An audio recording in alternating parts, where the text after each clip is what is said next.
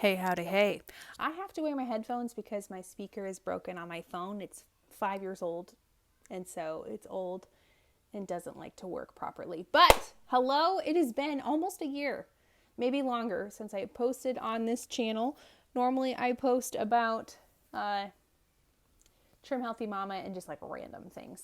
But I am going to be sharing more about our homeschooling journey.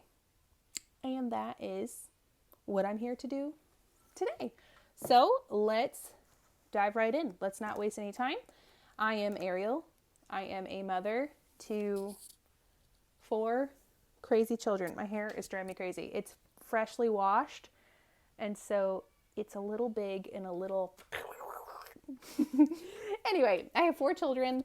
I'm married to my husband, Chris, who is a former Marine, but once a Marine, always a Marine. And this is our 4th year homeschooling. I will have a 4th grader, a 2nd grader, a 1st grader, and a kindergartner. So I will officially be teaching all 4 of my children this year. Technically, I could wait with my youngest, but she is totally ready. She wants to be involved so badly with the other 3. And so we're just going to go for it. But I'm not going to sweat myself out about if she has moments where she's just not interested. The point of us homeschooling is, number one, we don't want the government raising our children. And also, I want to be with my children. I want to know my children. And I also want them to be kids. I want them to be kids. I don't want them to have to work a 9-to-5 job, basically. That is what the public school system is set up as. It's to create workers. And while that's, I guess, great, you can still create workers and critical thinkers right at home. You can create very hard workers and very intelligent human beings. Not create, you can bring them up. So that is our goal. We want to raise them in the truths of the Bible. And yeah, that's our goal. So with that all said, I am very eclectic in my homeschooling. I have never used just one curriculum, never. But one thing that has always been very steady with me is that I have always read to my children. I love reading to my kids. My kids love listening. And I've actually found that the older they get, the more they enjoy it, which is weird. I thought that would be opposite. I thought that the older they get, that they would kind of like outgrow that. Like, Mom, you don't need to read a book to me. But that's not true. They're loving it even more. So we're very Charlotte Mason based. Charlotte Mason just believed that your children could learn from living books, from experiences, from nature studies, from the Bible. It's just a very good, it's learning by literature.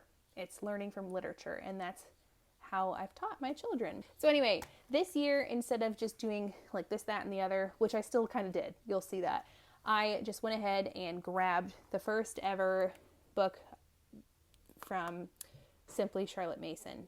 This wasn't their first book that they created. I'm saying this is the first book I've ever tried from them. This is going to be our history, geography, and Bible. My plan is, if we love this, if it works well, I'll buy the next one next year. I'll buy the one after that, the year after that, and then we'll just keep rotating through them. So this is Genesis through Deuteronomy in ancient Egypt. Inside is our lesson plans. It will tell you exactly what to do. So the books that will go along with this are, some days it'll say open up and you're going to read the true story of Noah's Ark. Now, a lot of these books are used that I got. Some I did get from Simply Charlotte Mason, but most of them I got from thriftbooks.com, and then I got a couple from Amazon that I couldn't find anywhere. We have Then and Now Bible Maps. This was from Amazon. This is a really cool book. It's going to go with our geography books, which I will show you in just a second.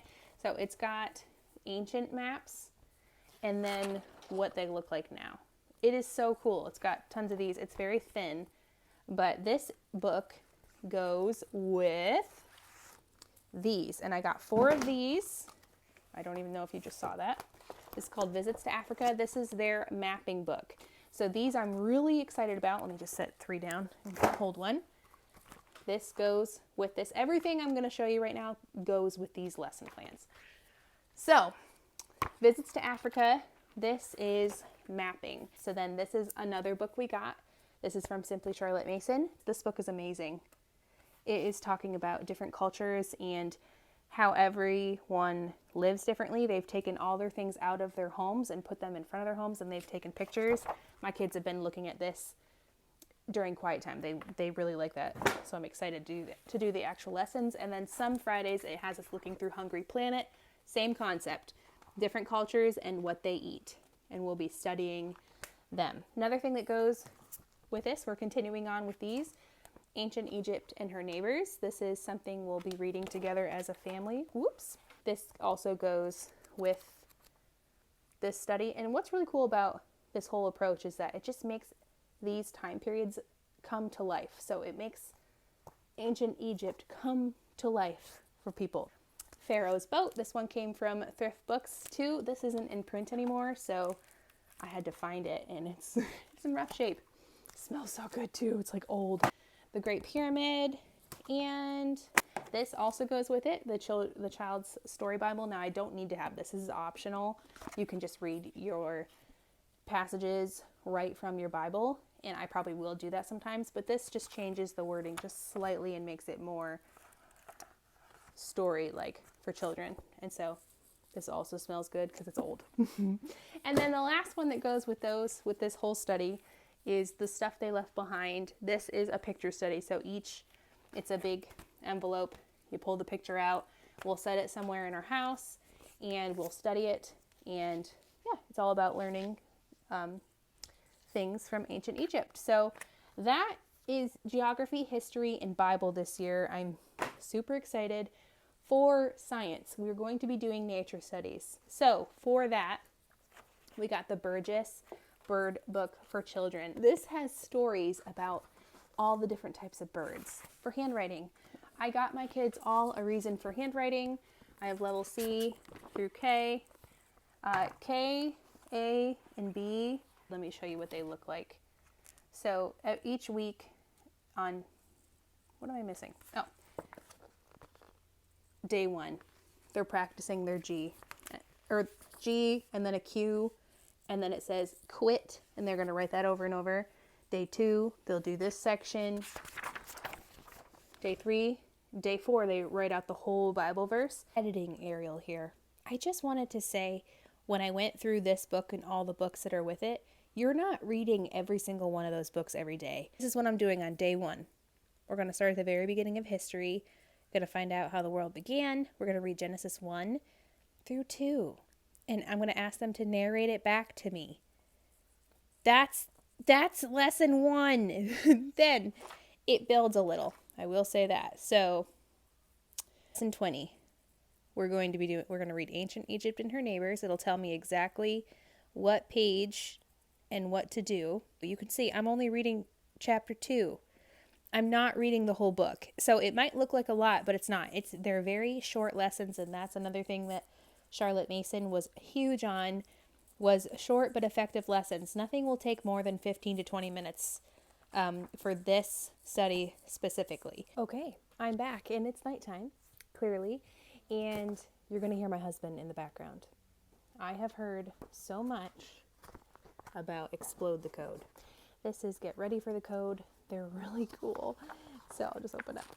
It tells you, like this right here, says look carefully at the letter in the box. Circle the letters that match it. So this is kindergarten, M. So just circle the M's. And so like all of these lessons will be about the letter M. These are really fun. I was looking at these. I have to read the description over here. And while I'm reading the description, she has to be on this page circling what I am talking about or coloring it in. It gives different rules and stuff. And then they just get more difficult. So this is Explode the Code, or Get Ready for the Code. This is the first one. This is for my first grader. I think he will love this. I really do. Like, I opened these up and I was even more impressed with them in person. I really think they will love them. They're super simple, and I have a feeling that they'll probably just work through them. I don't even know if I'll make them like stop. Like if they're enjoying it, I'll let them keep going. Same concept for my second grader. Just gets a little harder each one. And same for my 4th grader. Just a little harder, each one. This one has actual longer sentences, bigger words, more writing and spelling. It's amazing because it's phonics and it's for phonics mastery, but I really think it'll help with spelling too. So that's awesome. And then for math, my oldest is going into 4th grade, but she struggles very bad with math. So in about March, we started over in math and we used teaching textbooks. And we started over for 3rd grade. So she's actually currently right now in 3rd grade math. We never stopped. So she's just going to finish out the 3rd grade math. And once she finishes that, I will purchase the 4th grade for teaching textbooks. She's really enjoyed that. And I think I might just do that for all my kids if it continues to work. It might not for every child, but yeah. So for math this year, I've used The Good and the Beautiful and Master Books. But I switched to Abeka, so this is going to be my kindergartners. I think she will love this. Her cousin just was using this past year, and she saw this notebook at their house, and today when this came in the mail, she said, "Hey, that's my cousin's." So, but she gets her own. You can't go wrong with that. And then same with my 1st grader. I got him Arithmetic 1, much bigger workbook. He is going to love this. He devoured our Master Books math, and I know he will love this stuff. I'm the worst flipper througher. You can fire me at any time. And then I also got Arithmetic 2 for my 2nd grader. Abeka. I love it. Straightforward, short lessons. I didn't even buy the teacher's guide. That might be horrible, but they're not my first children, so I feel like I will figure it. I know how to teach the certain concepts and stuff. Anyway, and then I got some free reads, which I won't bore you with those other than Little House in the Big Woods. We've read this many times, and I just wanted it for our own personal library, so I got this off of Thrift Books. This came from Montana. It was in a library in Montana. So cool. Anyway, I want to get more of these, but I feel like we're going to start over with this one again and just read a chapter a day or so, or every few days. And that's it, guys. That is all I got.